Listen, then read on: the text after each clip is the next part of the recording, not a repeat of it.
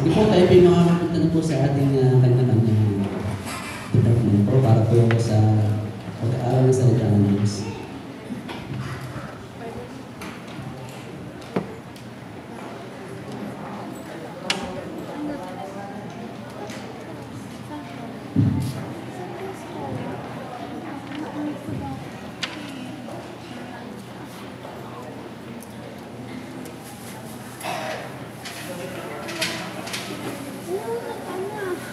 So, good morning everyone.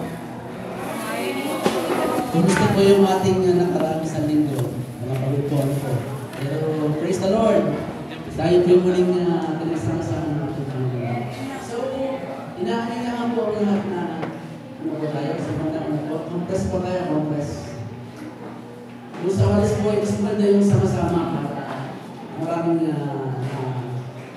this.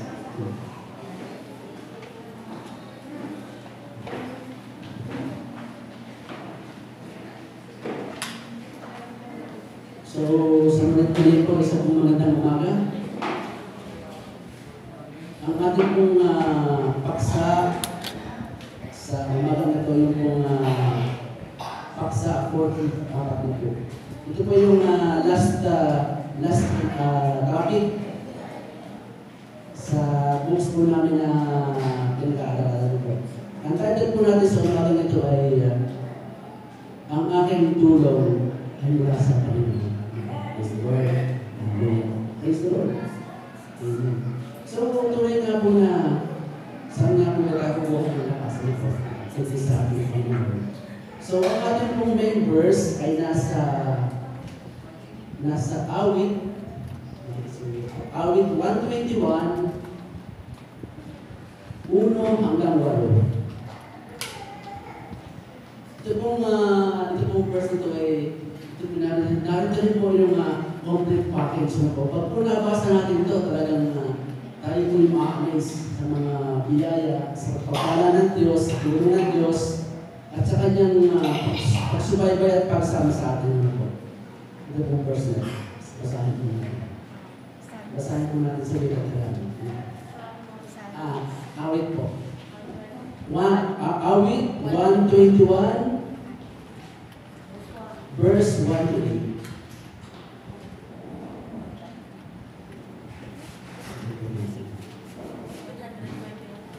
Mas malalasan po natin sa Biblia talaga mo po.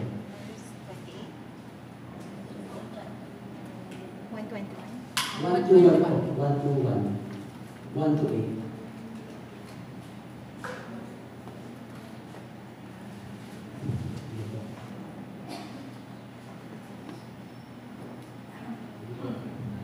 Babasahin ko po. Ititingin ko ang aking mga mata sa mga bundok. Saan ba manggagaling ang aking saklolo? Ang saklolo sa akin ay nanggaling sa Panginoon na gumagawa ng langit at lupa. Saan ba dito? Hindi niya titiisin ang paamoy makilos. Siyang nag-iingat sa iyo ay hindi iidlip. Praise the Lord. Ang apat po. Narito siyang nag-iingat ng Israel. Hindi iidlip, di matutulog man. Ano po, ang Panginoon. Ang Panginoon ay tagapag-ingat sa iyo. Ang Panginoon ay lilimo sa iyong kanan. Number 6. Ito po, talagang grabe ang pag-buhos ng Panginoon biyaya. Hindi ka sasaktan ng araw sa araw, ni ng buwan man sa gabi. Iingatan ka ng Panginoon sa lahat ng kasamaan. Kanyang iingatan ang iyong kaluluwa. Number 8. Iingatan ng Panginoon ang iyong paglabas at ang iyong pagpasok mula sa panahon ito at sa magpakailan. Yes, po. Tunay nga kung sabi ko kanina, kompleto po itong verse na ito, complete package po. So, sa umaga po ito, bibigay po tayo ng yung pagtulong ng Panginoon, hindi po natin unlimited po siya. Hindi natin, sa atin po, ano po, sa bawat isa sa atin, di ba yung pagtulong ng Diyos eh? May kanya-kanyang level, pero ang pagtulong ng Diyos ay sure, unlimited. Bawat isa sa atin. So, magbibigay po tayo ng ilang list dito, ano po, na tunay nga po ang Panginoon ay kumikilos sa buhay ng bawat isa sa atin, ano po. So, ako na po direkta, ano po. Ang number 1 po pangako at pagtulong ng ating Diyos ay number 1, iniisip ka ng Diyos. O paano nga po ba? Iniisip tayo ng Diyos, ano? Ay siyempre po ka. Kung siya po ang lumikha sa atin. Yung mga nanay dito, ano po? Yung pagkarabas pa lang ng inyong mga sanggol. Iyak pa lang. Hindi naman kayo mawawala, pero sigurado sisilipin siya, ano po? Halos po rin ang Panginoon po. Kasi lumikha sa kanyang mga anak, ano po? So, suportan mo po ng verse. Sa awit po, 1:1 verse 3. Hindi niya titiisin ang paamoy makilos. Siyang nag-iingat sa iyo ay hindi ihilig. 24/7. Ganun po ang ating Diyos. Hindi po siya bawat segundo, bawat minuto, bawat oras, bawat araw, bawat buwan, bawat taon. Alam ng Diyos kung nasaan tayo at kung sino tayo at kung ang iniisip ng ating pag-iisip dito ng ating puso. Alam ng ating Panginoon. Saan po ba tayo sa ating sa Panginoon na ano po? Kanino ba? Ito pa po. Number 2. Ito po talagang ang ating Diyos ay dito natin maasahan. Pinoprotektahan ka ng Diyos. Praise the Lord. Sa 4th verse, Awit 1:21-5, ang Panginoon ay tagapag-ingat sa iyo. Ang Panginoon ay lilimog sa iyong kanan. Sample, sigurado po ang bawat isa sa ating hindi pa totoo kung paano kayo pinoprotektahan ng ating Panginoon. Praise the Lord. Ako po yung magsishare. Nagkinan po. Ako po yung nanggaling sa gera. Yung pumuputok dito, pumuputok dyan. Ako po yung nasa isang minute lang. Ako yung nagpe-pray. Ramdam ko yung protekta ng Panginoon. Alam mo yung hindi ka na, yun yung kasama mo kinakabahan na, pero hindi pwede magpakita ng pinaka-simangot. Kinakabahan mo magpakita ng hindi. Hindi mo na kasano, pero ang sabi ko, Lord, hindi mo na lakas ng ako para kami makauwi sa Pilipinas. Isa po yung patotoo na talagang ang Diyos ay kumilos. Hindi po siya nagpabaya, hindi kami nagutom, hindi kami pinabayaan. Basta po yung mga mula sa ating Panginoon po. Pinoprotektahan tayo ng ating Diyos in every level sa ating buhay. Sure, meron kayong patotoo katulad ko. Ano po? During those time na yung mga Israelita, hinahabol ng mga Egyptio, ano po? Sa kaliwat, sa kanan nila, wala silang pupuntahan. Sa kanan, wala. Nandiyan ang Egyptio. Nandiyan na yung, hindi lagi natin yung sasakol na po. Yung pinuha ng Panginoon yung dagat. Kung tao ang mag-iisip, ano po, napakahirap ng gabi. Napakahirap lang. Pero sa Panginoon, walang imposible. Isipin natin na inopen niya yung dagat. At yun po ay maraming nagpatotoo na ininturing na nangyari. Siyempre, yung Biblia po. Pero physically, yun po ito. Marami po na kultuhan na mga Islam, sila po mismo gawin sa akin na yun po yung totoo. Yung mga naganap din sa yung inopen yung dagat. Kasi hindi mga nakita sila mga materials na yun po mga Bible scholar. Totoo naman po na mayroong nakita na parts po ng karawakan po. Parts ng karawakan buhay pa. Kasi ibang kahoy ng mga panahon eh. Ibang kahoy na ginagamit na nandun pa po. So, totoo at buhay na ang pagkilis ng Diyos ay mananatiling wagas at magpakailanman. Hallelujah. So, ang number 3 po, iniingatan ka ng Diyos. Ano po? Akin po susuportan, iniingatan ka ng Diyos. Supporting verse. Awit 1:1-7. Iingatan ka ng Panginoon sa lahat ng kasamaan. Kanyang iingatan ang iyong kaluluwa. You remember Gideon? Siya po yung pinakamahinang siya po yung nagtataka po siya, bakit ako hindi yung gagamitin. Ano po? Ay siya ay mahina na siya ay mahina. Alam niyo po ba kung ano pinakamaganda kay Gideon? Hindi na gamit yung kanyang lahi eh. Hindi na maliit lang yung kanyang yung kanyang mga troop, yung kanyang mga grupo. Pero hindi na talo si Gideon. Ano po? Bakit po? Kasi nandun niya si Gideon, tumatayo siya. Alam niya siya ay maliit lang, tumatayo siya. At itinataas niya ang Panginoon sa mga puso. Ano po? Napakabuti ng Panginoon na po. Hindi naman yung topic kanina. Yung walo ay nag-report, yung topic ng sister na report kami ng practice. Yung walo nag-report ng negative. Dalawa lang yung positive. So, ganoon ang Panginoon ay kahit hindi dalawa lang, kahit silang basta to yung positive na nakikita mo, pumapangit ang Diyos sa mga yung po yung positive na ikinagtitiwala sa Panginoon. Napakagandang resulta po. So, pwede ng Panginoon. Ang tuloy na mong pag-iingat ay laging sa Diyos natin may aasa. Next po. Isa pa po. Ano po? He'll take care of our physical needs. Ano po?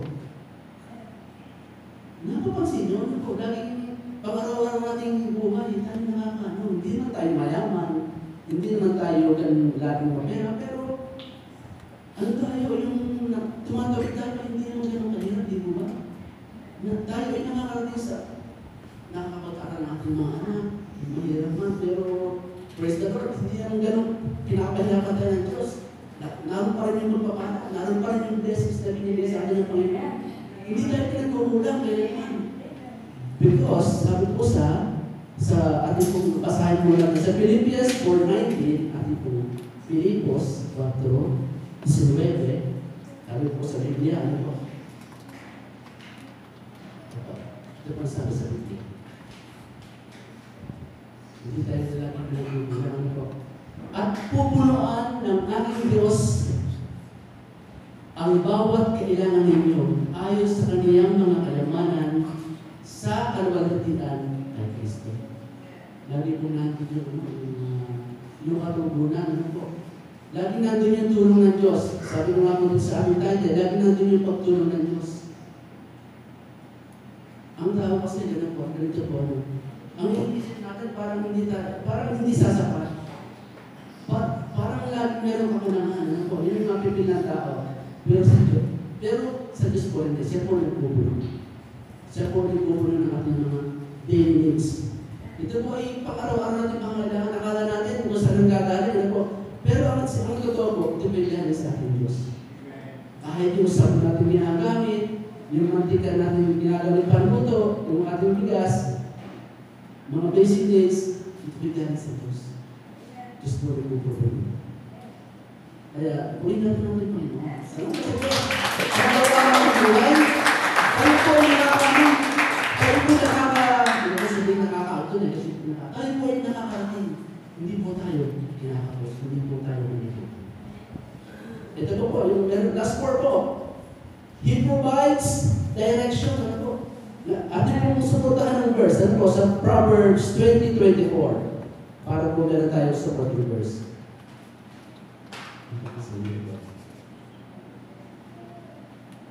Ito po, ano? Ang mga lakad ng tao ay sa Panginoon. Paano nga mauunawa ng tao ang kanyang lakad? Ano po? Laging ang Diyos ay may direksyon. Ano po? I remember during those time na yung mga Israelita ay 40 years. Ang Jordan ay nasa disyerto. Napakahirap po lang ano. Pag po nakita yung disyerto, lagi po naman po nakakita ng disyerto. Pag po kayo nandun, wala talaga kayo pupunta ang direksyon. Wala. Minsan nakapunta ko sa site, ang aming nasusunod, yung daan ng sasakyan. Yung gulungan po, napakahaba, 154 kilometers. Ano po? Ang sabi ko po sa Sudanese mo kasama, Kevin, mabintari kayo. Ibig sabihin po rin, paano pa wala na yung gulong? Ang sabi nila, hindi rin nila alam. kung saan sila tayo. Doon na kami bumabasa sa mga gulong na ginawa. Pero ang Diyos, itatama po nila ang ating direksyon. Tulad ng mga Israelita during those time, i-advise yung mga leaders at sasabihin nila na doon kayo pumunta. Doon sila pupunta at hindi sila nangyayari. Hanggang nakating sila sa panahon na bansa. So, praise the Lord, lagi tayo sa Panginoon sasandig. Lagi tayo sa Panginoon sasama. Ito po yung reminder sa Diyos. Salamat sa Panginoon. Ito po yung isa. He gives us grace. Ano po? At yung supportahan ng verse 2 Corinthians 9:8. Ibisa po po. 2 Corinthians 9:8. Ano po? Lagi po siya nagbibigay ng grasya para sa ating biyaya. Ano po? Amen. At maaaring gawin ng Diyos na ang lahat ng biyaya ay magsisagana sa inyo upang kayo ay mayroong laging bumaya sa lahat na panagana sa bawat magpapagawa. Praise the Lord. Nandun lagi ang kanyang grasya. Nandun lagi ang kanyang biyaya sa kanyang mga anak. Hindi nagkukulang. Sabi ko nga po kanina, basta tayo magtiwala sa Panginoon. Yun naman po talaga ang ating laging gagawin, magtiwala tayo sa Diyos. Akala natin ay hindi kaya, pero nabubuhat naman natin. Patulong yung ating kapatid, patulong natin ang ating Diyos. Praise the Lord. Ito po yung number 4. He gives us peace. Ano po? Sa Philippians 4:7, nagbibigay siya ng kapayapaan. Ano po? Kahit marami mga dadahin, nandun pa rin yung peace. Ano po? Philippians 4:7. Salamat, Jesus. At ang kapayapaan ng Diyos na di masayot ng pag-iisip ay mag-iingat ng inyong mga puso at ang inyong mga pag-iisip kay Kristo Jesus. Nandun po lang yung kapayapaan. Kahit maraming dadangin na po, ay nakakatulog ng ayos. Ano po? Masarap ang tulog. Sa totoo po yan, lagi tayo, kahit may mga pinapalitan tayo, may mga gold, may mga tayo, nandito masarap na tulog. Nagigising ng masarap, hindi na pupuyat man, pero hindi lagi. Ano po? Lagi naroon ng kapayapaan sa isip. Lagi kasama ng kapayapaan yung ano yung nili. Alam niyo yung pag-ibig. Lagi kasama niyo. Naalala ko yung pagpasok mo pala sa isang establishment, pag yung nakita mo na kami, nakakahatak ng good vibes po yan.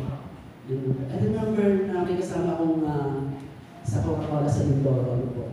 Siya po i-helper. Pero makikita mo sa kanya, sino pa, lagi siya nakangiti. Ano po siya? Tapos dire-diretso po siya. Ang nakita po namin yung kanyang anak, na-aksidente.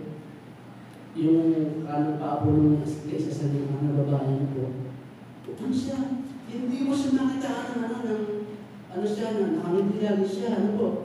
Ano po ba ang pangalan niya si Maximilian? Ano po siya, na-promote siya as salesman. Nagtap po siya ng sales sa buong San Jose at sa Pamangurang Mindoro. Nagtap po siya. Kasi sabi lang, nagagawa mo yun, basta positibo ka lang at huwag kang mawawala ang ngiti mo. Lagi siya nakaharap sa customer. Lagi siya nakangiti. Ano po, laging makikita mo yung alwala sa kanyang mukha. Ano po? So, laging mayroon ka kayo para sa kanyang puso. Sabi niya, doon lang humuhugot ng lakas sa Panginoon, sa aking pamilya, at lagi siyang i-smile. Always very smile. Ano po? Sa mga establishment na tatapos sa establishment, always very smile. Kahit medyo mahirap, huwag natin kakalimutan yung ngiti. Doon, yung kasing peace, nag-repeat sila ng bagay. Yung tayo ay, yung ilaw na malabas sa outer natin. Always very smile. Nag-repeat ang Diyos sa atin. So, ang last po ay, ito po. Ang last po ay, na itinulong sa atin ng Panginoon na tunay na hindi kaya pantayan, He saves us. Yun po yung ibigay sa atin ng Panginoon na walang kapantay, walang kapalas. Sige po, basahin po natin. Supportan natin ang verse na John 46. Mas maraming dito sa kanya. John 46. Ito po yung mga tulong sa atin ng Panginoon. Hindi na talaga tulong. Ano po? Ito po yung biyaya. Ito po yung kaloob. Ito po yung offer sa atin ng ating Panginoon. John 14:6. 14:6. Ito po yung mga yan. Hindi ko para sa atin. Praise the Lord. John 14:6. Ito po. Basahin ko lang ito. Sinasabi sa kanila ni Jesus, ako ang daan, ang katotohanan at ang buhay. Sino man hindi makakaparoon sa Ama, kundi sa pamamagitan. Ito yung offer na sa atin ng Panginoon na walang katumbas. Yung pong binanggit ko, yung peace, yung pong direction, ito po yung pag-settle lang. Ito po talaga yung in-offer sa atin ng Panginoon na walang kapantay at walang katumbas. God saves us. Tayo ay iniligtas ng Panginoon at darating yung time na limitin tayo. Bakit po? Kasi kasama natin natin Panginoon. So, purihin ng Panginoon, God be the glory.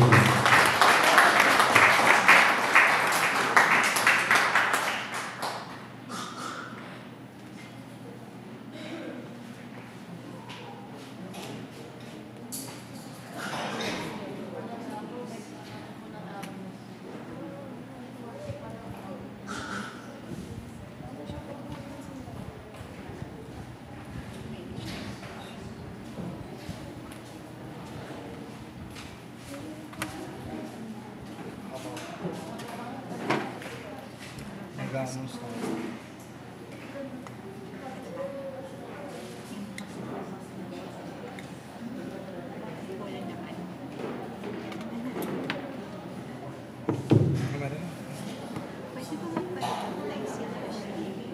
Kailan ba sila na-baptize? Bakit?